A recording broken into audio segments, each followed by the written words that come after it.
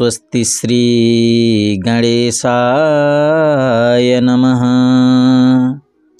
वर्णानाम् अर्थसंघानां रसानां छन्दसामपि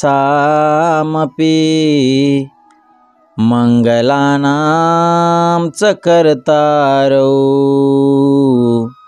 वन्दे वाणी विनायकौ।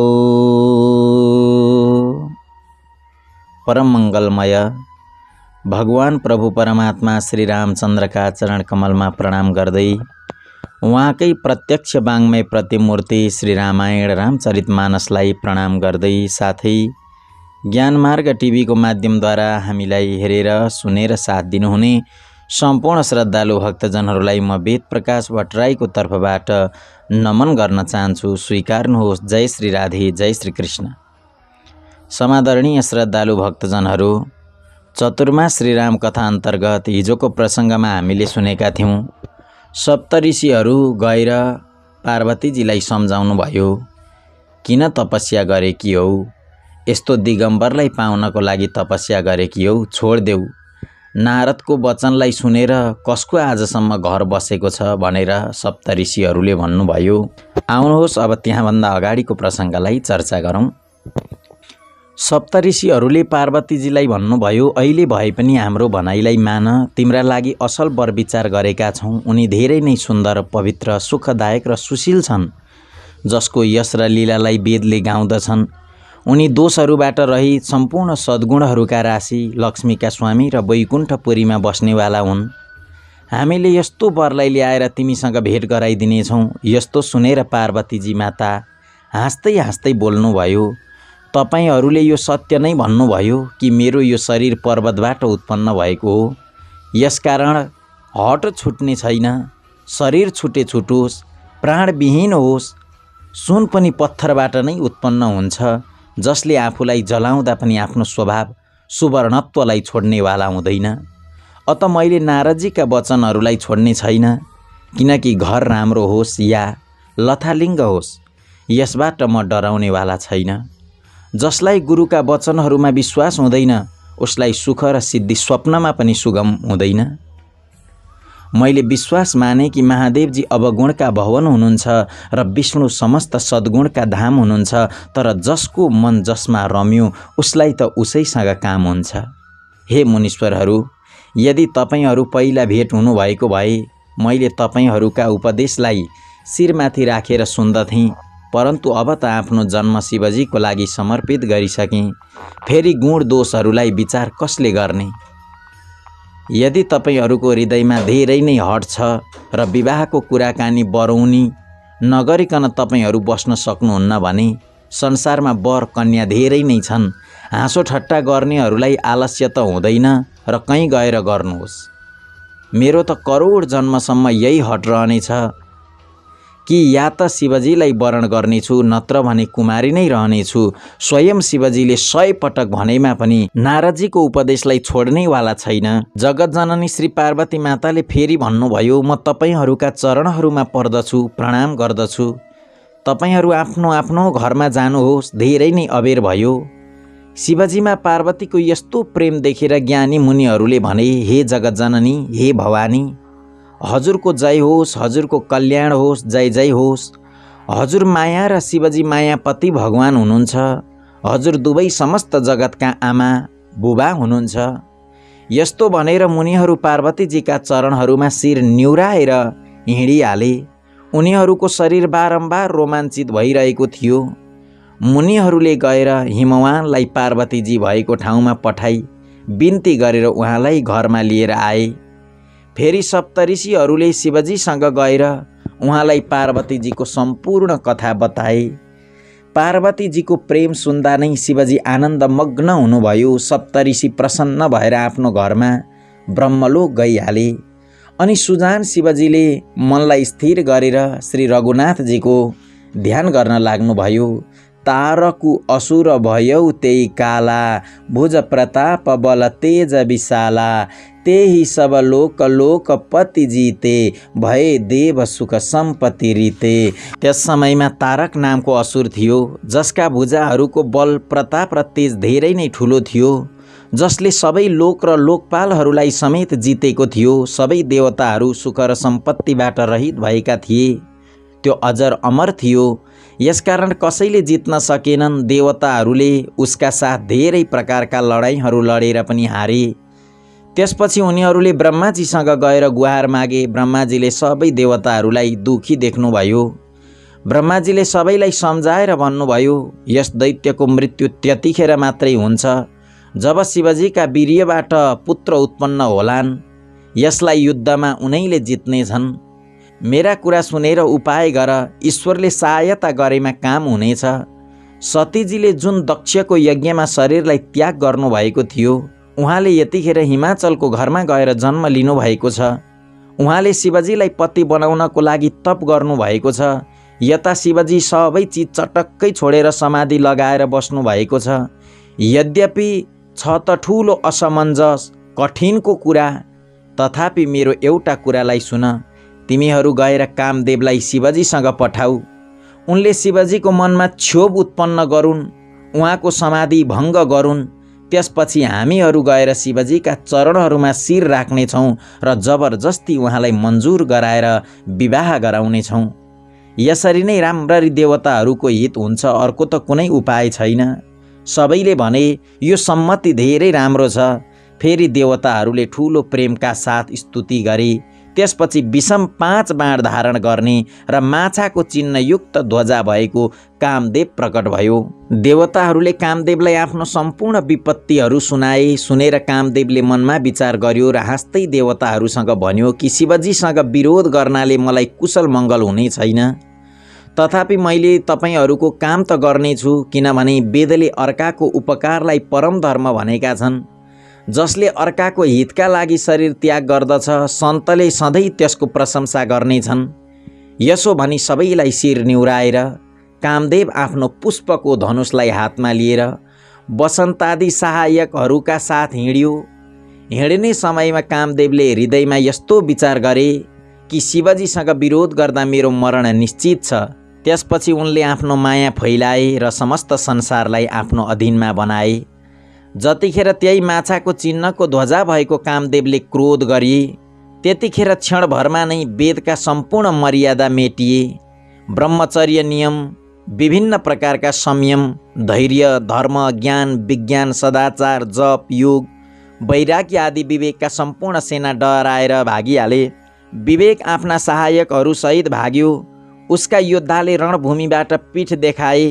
त्यस समय उनीहरू सबै सद्ग्रन्थरूपी पर्वतका कन्दराहरूमा गुफाहरूमा गएर लुके।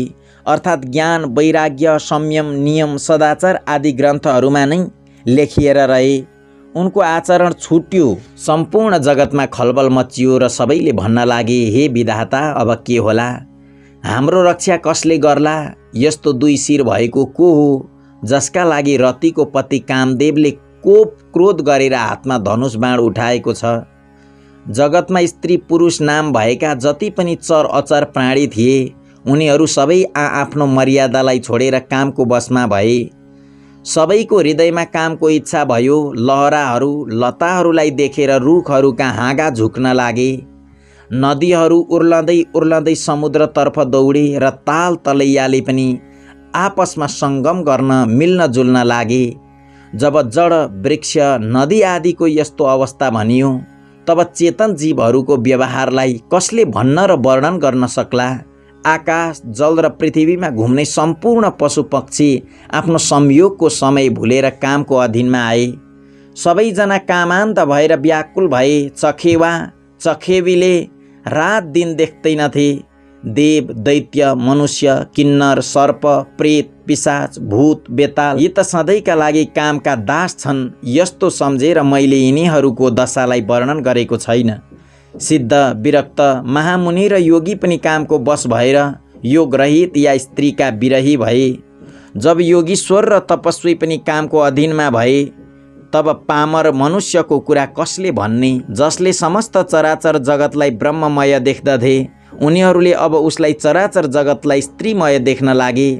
2 घडी अर्थात् 48 मिनेटसम्म सम्पूर्ण ब्रह्माण्डभित्र कामदेवले रचेको यो कौतुक तमासा रह्यो। सज्जन, कसैले पनि हृदयमा धैर्य धारण गरिनन्। कामदेवले सबैको मन हरियो। श्री रघुनाथजीले त्यस समयमा जसलाई रक्षा गर्नुभयो केवल उनीहरू नै त्यस समयमा बचे। 2 घडीसम्म यस्तो तमासा भयो। जतिखेर कामदेव शिवजीका साथमा पुग्नुभयो, शिवजीलाई देखेर कामदेव डराउन लागे। त्यसपछि सारा संसार जस्ताको तस्तै स्थिर भयो। तुरुन्तै सबै जीव त्यसरी नै सुखी भए जसरी नसा पिएका मानिस मद नसाले छोडेपछि सुखी हुन्छन्। दुराधर्ष जसलाई पराजित गर्न अत्यन्तै कठिन हुन्छ र दुर्गम जसको पार पाउन कठिन छ। भगवान सम्पूर्ण ऐश्वर्य, धर्म, यश, श्री ज्ञान र वैराग्य रूप 6 ईश्वरीय गुणहरूबाट युक्त रुद्र महाभयङ्कर शिवजीलाई देखेर कामदेव पनि भयभीत भए। फर्केर जाँदाखेरि लाज लागे जस्तो हुन्छ र गर्न खोज्दा केही हुँदैन। आखिरमा मर्ने निश्चय गरेर त्यसले उपाय रचे। तुरुन्तै ऋतुराज वसन्तलाई प्रकट गरे। फुलिरहेका नयाँ नयाँ वृक्षहरूका पङ्क्तिहरू सुशोभित भए। वन, उद्यान, इनार, तलाउ र सबै दिशाहरूको विभाग ज्यादै सुन्दर भयो। जतासुकै मानव प्रेम उर्लिरहेको छ उसलाई देखेर मेरो मनमा पनि कामदेव जाग्यो। मरेको मनमा पनि कामदेव जाग्न लाग्यो। वनको सुन्दरतालाई भन्नै सकिएन। कामरूपी अग्निको सच्चा मित्र शीतल मन्द सुगन्धित हावा चल्न लाग्यो। पोखरीहरूमा अनेकौं प्रकारका कमल फुले जसमा सुन्दर भमराका समूहले भुँ भुँ गर्न लागे। राजहाँस, कोइली र सुगाले रसिलो बोली बोल्न लागे र अप्सराहरू गीत गाउँदै नाच्न लागे। आफ्ना सेना समेत कामदेवले करोडौं प्रकारका कला उपायहरू गरेर पनि हारे, तर शिवजीको अचल समाधि भङ्ग भएन। त्यसपछि कामदेव क्रोधित भएर उठे। आँपको वृक्षको एक सुन्दर हाँगा देखेर मनमा क्रोधले भरिएको कामदेव त्यसमाथि चढे। त्यसले पुष्प धनुषमा आफ्ना 5 बाण चढाए र अत्यन्त क्रोधबाट लक्ष्यतर्फ ताकेर उसलाई कानसम्म तान्यो। कामदेवले तीखा 5 बाण छोडे जो शिवजीका हृदयमा लागे। त्यसपछि उहाँको समाधि छुट्यो र उहाँ जाग्नुभयो। ईश्वर शिवजीको मनमा ज्यादै नै क्षोभ क्रोध भयो। उहाँले आँखा खोलेर सबै दिशातर्फ हेर्नुभयो। जब आँपका पातहरूमा लुकिएको कामदेवलाई देख्नुभयो त्यसपछि ज्यादै रिसाउनु भयो, जसले गर्दा तिनै लोक काँप्न लाग्यो। त्यसपछि शिवजीले तेस्रो नेत्र खोल्नुभयो। उहाँले हेर्ने बित्तिकै कामदेव भने जलेर भस्म भए। जगतमा ठुलो हाहाकार मच्यो। देवताहरू डराए, दैत्य सुखी भए। भोगीहरू काम सुखलाई याद गरेर चिन्ता गर्न लागे र साधक योगी निष्कण्टक ढुक्क भए। योगी निष्कण्टक भए। कामदेवकी स्त्री रति आफ्ना पतिको यो अवस्था सुन्ने बित्तिकै मूर्छित भइन्। रुँदै चिच्याउँदै विभिन्न प्रकारले विलाप गर्दै ऊ भगवान शिवजी भएको ठाउँमा गइन्। अत्यन्त प्रेमका साथ अनेकौं प्रकारबाट बिन्ती गरेर हात जोडेर अघिल्लोतिर उभिन्। शीघ्र प्रसन्न हुने कृपालु शिवजीले अबला असहाय स्त्रीलाई देखेर सान्त्वना हुने वचन भन्नुभयो। हे रति, अबदेखि तिम्रो स्वामीको नाम अनङ्ग हुनेछ। अब उनले बिना शरीर नै सबैलाई व्याप्त गर्नेछन्। अब तिमीले आफ्ना पतिसँग भेट हुने कुरा सुन। जब पृथ्वीको ठुलो भारलाई उतार्नका लागि यदुवंशमा श्रीकृष्णको अवतार हुनेछ त्यस समयमा तिम्रा पति उनका पुत्र प्रद्युम्नको रूपमा हुनेछन्। मेरो यो वचन अन्यथा हुने छैन। शिवजीका वचन सुनेर रति गइन्। अब दोस्रो कथा वर्णन गरेर भन्दछु। ब्रह्मादि देवताहरूले यी सबै समाचार सुन्नुभयो र उनीहरू वैकुण्ठमा जानुभयो। फेरि त्यहाँबाट विष्णु र ब्रह्मा सहित सबै देवताहरू उहाँ जानुभयो जहाँ कृपाधाम शिवजी हुनुहुन्थ्यो। उनीहरू सबैले शिवजीको अलग अलग स्तुति गर्नुभयो। अनि शशिभूषण शिवजी प्रसन्न हुनुभयो। कृपाका समुद्र शिवजीले भन्नुभयो, हे देवताहरू हो, भन्नुहोस् तपाईहरू के कारणले आउनुभएको हो। ब्रह्माजीले भन्नुभयो, हे प्रभु, हजुर अन्तर्यामी हुनुहुन्छ। तथापि हे स्वामी, भक्तिवश मैले हजुरसँग बिन्ती गर्दछु। हे शङ्कर, सबै देवताहरूका मनमा यस्तो ठुलो उत्साह छ कि हे नाथ, उनीहरू आफ्ना आँखाले हजुरको विवाह हेर्न चाहन्छन्। हे कामदेवको मद घमण्डलाई नष्ट गर्ने प्रभु, हजुरले यस्तो केही गर्नुहोस् जसबाट सबैजनाले यस उत्सवलाई आँखाभरि हेर्न सकुन्। हे कृपाका सागर, हे दयाका सागर, हे करुणाका सागर, कामदेवलाई भस्म गरेर हजुरले रतिलाई जुन वरदान दिनुभयो त्यो धेरै नै राम्रो गर्नुभयो। हे नाथ, श्रेष्ठ स्वामीको यस्तो सहज स्वभाव नै हुन्छ कि उनीहरूले पहिला दण्ड दिएर फेरि कृपा गर्दछन्। पार्वतीले अपार तप गर्नुभएको छ, अब उहाँलाई अंगीकार गर्नुहोस्। ब्रह्माजीको प्रार्थना सुनेर र प्रभु रामचन्द्रजीका वचनलाई सम्झेर शिवजीले प्रसन्नतापूर्वक भन्नुभयो, यस्तो नै हुनेछ। त्यसपछि देवताहरूले हर्षसूचक दुन्दुभी अथवा नगराहरू बजाउन लागे र फूलहरूको वर्षा गरेर जय होस्, देवताहरूका स्वामीको जय होस् भन्न लागे। उचित अवसर जानेर सप्तऋषिहरू त्यहीँ आए र ब्रह्माजीले तुरुन्तै उनीहरूलाई हिमाचलको घरमा पठाउनु भयो। उनीहरू पहिला उहाँ गए जहाँ पार्वतीजी हुनुहुन्थ्यो र उहाँसँग छलबाट भरिएका मिठा विनोदयुक्त आनन्द दिने वचन भन्न लागे। नारदजीको उपदेशबाट तिमीले त्यस समयमा हामीहरूको कुरालाई सुनिनौ, अब त तिम्रो प्रण प्रतिज्ञा झुटो भयो, किनभने महादेवजीले कामलाई नै भस्म गर्नुभयो। यस्तो सुनेर पार्वतीजीले मुस्कुराउँदै भन्नुभयो, हे विज्ञानी मुनिहरू, तपाईहरूले उचित नै भन्नुभयो। तपाईहरूको सोचाइमा शिवजीले कामदेवलाई अब जलाउनु भयो। अब उहाँ विकारयुक्त कामी नै हुनुभयो। किन्तु मेरो विचारमा त शिवजी सधैँभरि योगी, अजन्मा, अनिन्द्य, कामरहित र भोगहीन हुनुहुन्छ र मैले शिवजीलाई यस्तो जानेर नै मन, वचन र कर्मबाट प्रेमपूर्वक उहाँको सेवा गरेकी हुँ। यसो भएर हे मुनीश्वरहरू सुन्नुहोस्, उनै कृपा निधान भगवानले मेरो प्रतिज्ञालाई सत्य गर्नुहुनेछ। तपाईहरूले जो जस्तो भन्नुभयो कि शिवजीले कामदेवलाई भस्म गर्नुभयो, यही तपाईहरूको ठुलो अविवेक हो। हे प्रिय मुनीश्वरहरू हो, अग्निको यो सहज स्वभाव नै हो कि तुषारो उसको नजिक कहिले जानै सक्दैन र गयो भने अवश्य नष्ट हुन्छ। महादेवजी र कामदेवको सम्बन्धमा पनि यही न्याय सम्झनु पर्दछ। पार्वतीजीका वचन सुनेर र उहाँको प्रेम तथा विश्वास देखेर मुनिहरू हृदयमा धेरै प्रसन्न भए। उनीहरू भवानीलाई शिर निहुराएर हिँडिहाले र हिमाचलका समीपमा पुगे। उनीहरूले पर्वतराज हिमाचललाई सबै हाल खबर सुनाए। कामदेव भस्म भएको सुनेर हिमाचल धेरै दुखी भए। फेरि मुनिहरूले रतिको वरदानको कुरा सुनाए। यी सबै कुरा सुनेर हिमाचलले ज्यादै सुख माने। शिवजीको प्रभावलाई मनमा विचार गरेर हिमाचलले श्रेष्ठ मुनिहरूलाई आदरपूर्वक बोलाए अनि उनीहरूसँग शुभ दिन, शुभ नक्षत्र र शुभ घडी सोधेर हेराएर वेदको विधि अनुसार तुरुन्तै लग्न निश्चय गरेर लग्न पत्रिका पनि लेखियो, लग्न पत्रिका पनि तयार गरियो। फेरि हिमाचलले त्यो लग्न पत्रिका सप्तऋषिहरूलाई दिनुभयो अनि चरण समातेर उनीहरूसँग बिन्ती गरेर उनीहरूले गएर त्यो लग्न पत्रिका ब्रह्माजीलाई दिनुभयो। लग्न पत्रिका पढ्ने समयमा उनीहरूको प्रेम अटाएको थिएन, अर्थात् धेरै थियो। ब्रह्माजीले लग्न पत्रिका पढेर सबैलाई सुनाउनु भयो। त्यसलाई सुनेर सबै मुनि र देवताहरूका सारा समाज हर्षित भए। आकाशबाट फूलहरूको वर्षा हुन लाग्यो, बाजा बज्न लागे र दशै दिशाहरूमा मङ्गल कलश सजाए। सबै देवताले आफ्ना विभिन्न प्रकारका वाहन र विमानहरू सजाउन लागे। कल्याणप्रद मङ्गल लक्षण हुन लागे र अप्सराहरूले गाउन लागे। शिवजीका गणहरूले शिवजीको श्रृङ्गार गर्न लागे। जटाहरूका मुकुट बनाएर त्यसलाई सर्पहरूले ताज सजाए।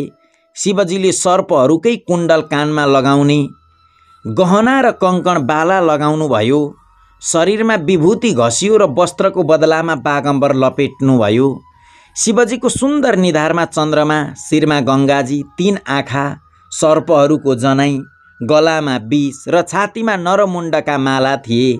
यस्तो प्रकारको उहाँको वेश अशुभ हुँदा पनि उहाँ कल्याणका धाम र कृपालु हुनुहुन्छ।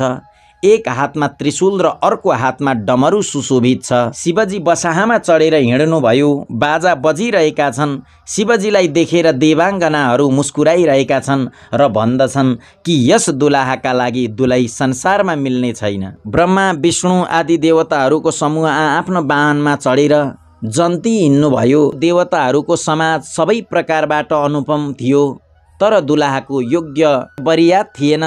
त्यसपछि विष्णु भगवानले सबै दिक्पालहरूलाई बोलाएर हाँस्दै भन्नुभयो, सबैजना आफ्नो दल समेत अलग अलग भएर हिँड।